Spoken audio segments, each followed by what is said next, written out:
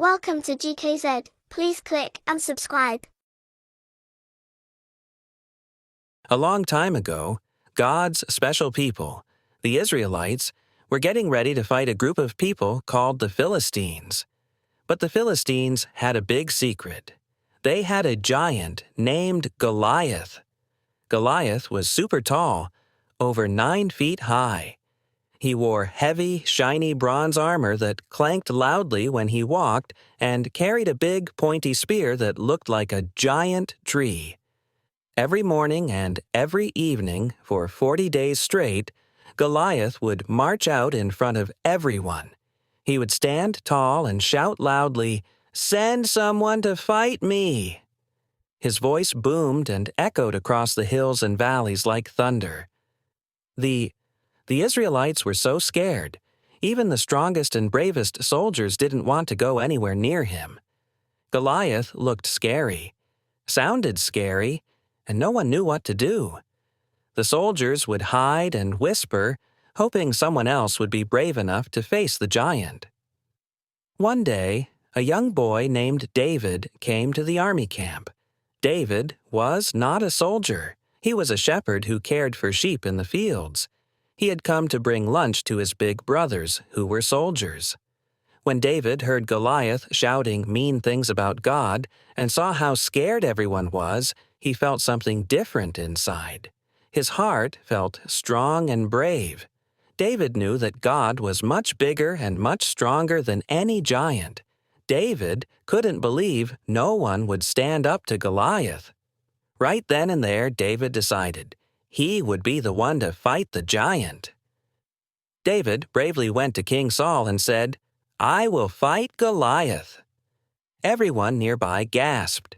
How could a young boy with no armor and no sword fight a giant like Goliath? King Saul looked at David kindly and said, "You are just a boy. Goliath has been fighting in battle since he was young. You're not a soldier." But David didn't give up. He stood tall and told King Saul how he had protected his sheep when no one else was watching. "When a lion or a bear came to hurt my sheep," David said, "I chased it away and saved my sheep. Sometimes I even grabbed the lion or bear by their fur. God helped me be brave then, and He will help me be brave now." David's heart was full of faith and trust in God. So King Saul finally agreed to let David fight. Saul tried to give David his own heavy armor, a big helmet, a sword, and a heavy bronze chestplate. But when David put it all on, it was way too big and way too heavy. He could barely move his arms or legs. David wobbled and laughed and said, "I can't wear this." Instead, David walked down to a nearby stream. He bent down carefully and picked up 5 smooth stones, each one perfect for his sling. He placed the stones in his little pouch and held his trusty slingshot tightly. David wasn't trusting in armor or weapons. He was trusting in God. David stepped bravely out onto the wide, open battlefield. Goliath saw him coming and laughed a loud, mean laugh that echoed across the hills. "Who is this?" Goliath roared. "Am I a dog that you come at me with sticks?" He sneered and waved his big weapons in the air. Goliath made fun of David and tried to scare him with his mean words. But David stood strong and tall and shouted back, "You come to me with a sword, a spear, and a shield. But I come to you in the name of the Lord Almighty, the God of Israel." All the soldiers on both sides held their breath. Even the birds seemed to stop flying. The air was thick with silence. But David knew he wasn't alone.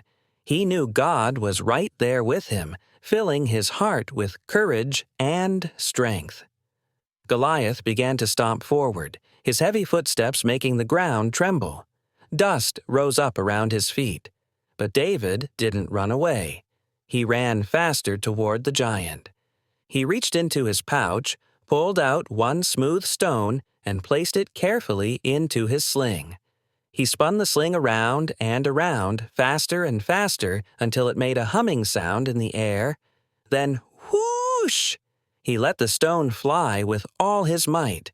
The stone zipped through the air, straight and fast like an arrow. It hit Goliath right in the middle of his forehead, right between his eyes. Goliath stopped moving. His eyes blinked in surprise. His mouth opened as if to say something, but then, boom!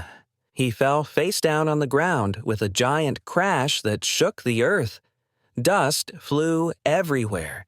The mighty giant who had scared everyone was now lying flat in the dirt, defeated by a young boy with a slingshot and a big faith in God. The Philistine army gasped and froze in shock. Their strongest fighter, their big, brave giant, was gone. When the Philistines saw Goliath fall, they were so scared that they turned and ran away as fast as their legs could carry them. The Israelite soldiers, who had been shaking with fear before, now cheered loudly with joy. They shouted praises to God and chased after the fleeing army. The battle was won, not because the Israelites had the strongest army, but because one boy trusted in God more than anyone else. David became a great hero that day, not because he was the biggest, strongest, or oldest, but because he trusted God completely with all his heart. He believed that God would fight for him, and he never let fear stop him. This amazing story teaches us something very important. You don't have to be the biggest, oldest, fastest, or strongest to do amazing things for God. What matters most is having a heart full of faith and courage. When you trust God, He will help you face any giants in your life. Whether that giant is fear, sadness, a hard problem, or even just feeling small sometimes. Maybe your giant is being nervous at school, feeling left out by friends, or thinking you can't do something really hard. But remember, just like God helped David, He is always with you too. You can be brave, strong, and full of hope, because God loves you and promises never to leave you. Whenever you feel scared or unsure, remember the story of David and Goliath. Say a prayer, ask God for help, and believe deep in your heart that He will help you. Because with God by your side, even the biggest, scariest giants can fall down.